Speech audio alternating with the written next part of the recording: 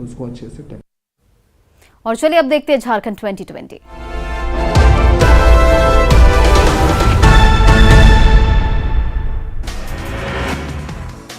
दुमका के बलवारा में धोबई नदी में नहाने के दौरान एक युवक डूब गया। युवक का अब तक कोई अता पता नहीं चल पाया है।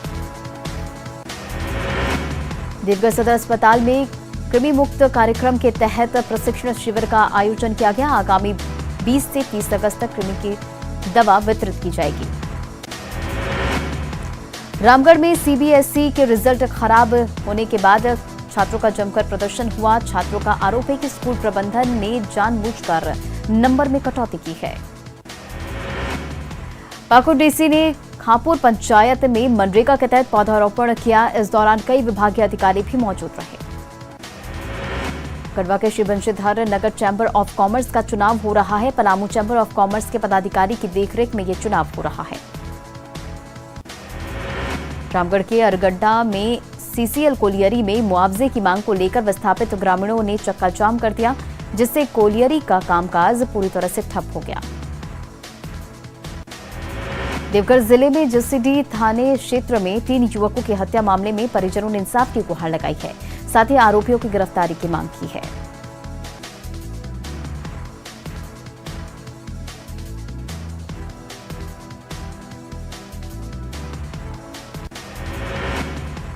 बोकारो सिवंडी कांटा घर के पास पिकअप वैन पलटने से ड्राइवर की मौत हो गई। हादसे में एक शख्स गंभीर रूप से घायल हो गया, जिसे अस्पताल में भर्ती कराया गया है।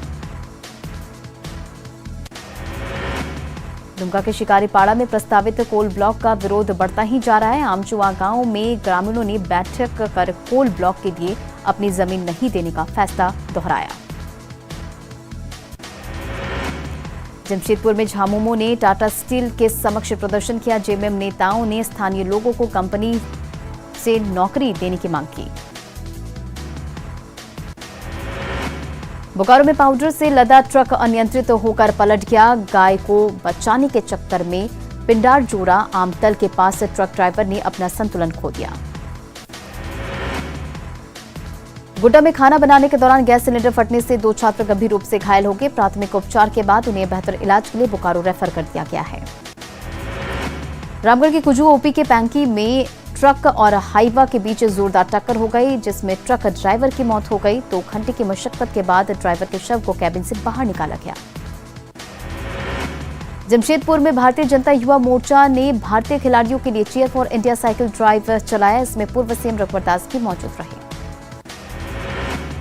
दुमका के मसांजोर डैम का जलस्तर 386.10 फीट पर पहुंच गया है। डैम के जलस्तर पर नियंत्रण नहीं हो पाने से सभी 21 गेट से पानी छोड़ दिया गया है।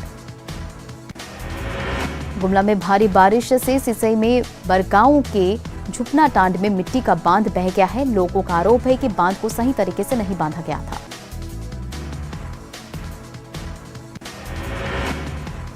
गिरिडीह के गांवा प्रखंड अंचल कार्यालय के छत से बारिश का पानी टपक रहा है। इसका निर्माण 1 साल पहले ही करोड़ों रुपए की लागत से किया गया था।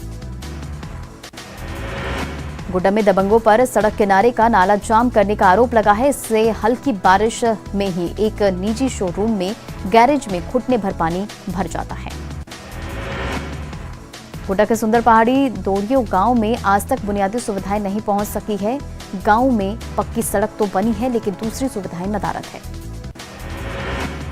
देवघर में करीबन बाग के देवघर डेंटल क्लिनिक के डॉक्टर दंपति के कामों की सराहना हो रही है। डॉक्टर राजीव रंजन और उनकी पत्नी ने जागरूकता कार्यक्रम आयोजित किया, जिसमें 200 लोगों का मुफ्त इलाज किया गया।